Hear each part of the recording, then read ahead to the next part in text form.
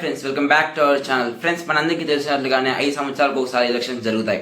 మనం ఇంటి దగ్గర నుంచి ఓటు వేయచ్చా లేదా, ఎలక్షన్స్ కి ఎలాంటి వాళ్ళు నామినేషన్ వేయచ్చు అన్నది తెలుసుకోవాలంటే ఈ వీడియో మొత్తం చూడండి.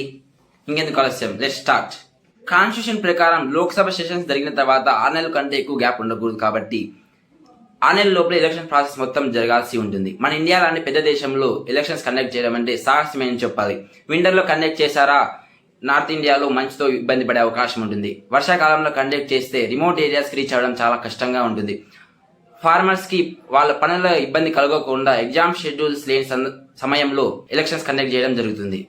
స్కూల్స్ ని పోలింగ్ స్టేషన్ గా మార్చి టీచర్స్ ని ఎలక్షన్ అఫీషియల్ గా నియమిస్తారు. ఇవన్నీ అధిగమించి ఎలక్షన్స్ డేట్ అనౌన్స్ చేయడం ఒక ఎత్తు అయితే, ఈవీఎంస్ ని పంపించడం, తీసుకురావడం, మరి ఎలక్షన్ ని ఫెయిర్ గా కండక్ట్ చేయడం, ఎలక్షన్ అబ్జర్వ్ చేయడానికి ఆఫీసర్ నియమించడం ఇంకొక ఎత్తు. శాసనసభ, లోక్సభకు పోటీ చేయాలంటే వారికి కనీసం 20 సంవత్సరాల వయసు కలిగి ఉండాలి. రాజ్యసభ, శాసన మండలికి పోటీ చేయాలంటే వారికి కనీసం 30 సంవత్సరాల వయసు కలిగి ఉండాలి. శాసనసభ, శాసన మండలి, రాజ్యసభకు వారు ఎక్కడైతే పోటీ చేయాలనుకుంటున్నారో వారు ఆ రాష్ట్రానికి చెందిన వారే ఉండాలి. లోక్సభకు పోటీ చేయాలనుకున్న వారు 10,000 రూపాయలు డిపాజిట్ చేయాల్సి ఉంటుంది. శాసనసభ, శాసన మండలి, రాజ్యసభకు పోటీ చేయాలనుకునే వాళ్ళు 5,000 రూపాయలు డిపాజిట్ చేయాల్సి ఉంటుంది. ఎస్సీ ఎస్టీ కేటగిరీ వాళ్ళు ఈ అమౌంట్స్ లో అర్థం కట్టాల్సి తర్వాత వారు పోటీ చేసిన కాన్స్టిట్యుయెన్సీలో 1/6 ఓట్స్ ఎవరికైతే వస్తాయో వారు డిపాజిట్ చేసిన అమౌంట్ వెనక్కి ఇవ్వడం జరుగుతుంది. నామినేషన్ వేసే క్యాండిడేట్ ఇండిపెండెంట్ క్యాండిడేట్ అయితే కనీసం ఒక రిజిస్టర్డ్ ఎలక్టర్ సపోర్ట్ చేస్తున్నట్లు చూపించాలి. నామినేషన్ వేసే క్యాండిడేట్ ఒక రికగ్నైజ్డ్ పార్టీకి చెందిన వారైతే కనీసం 10 మంది రిజిస్టర్డ్ ఎలక్టర్ సపోర్ట్ చేస్తున్నట్లు చూపించాలి.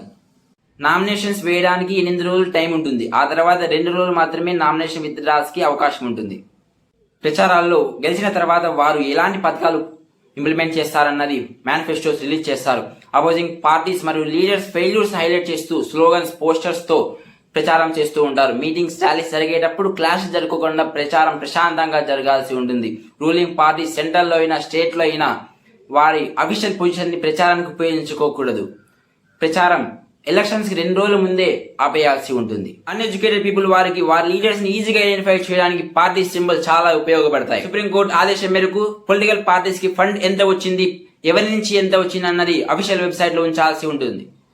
ఓట్ ఫ్రమ్ హోమ్ 80 సంవత్సరాలు పైబడిన వయస్సు గల వృద్ధులు, ఫిజికలీ ఛాలెంజ్ పీపుల్ వారు ఇంటి దగ్గర నుంచే ఓటు వేయొచ్చు. వారు ఎలక్షన్ డేట్ కి కనీసం 10 రోజుల ముందు రిజిస్టర్ చేసుకోవాల్సి ఉంటుంది. 12 ఫామ్ ముందుగానే సబ్మిట్ చేయాల్సి ఉంటుంది.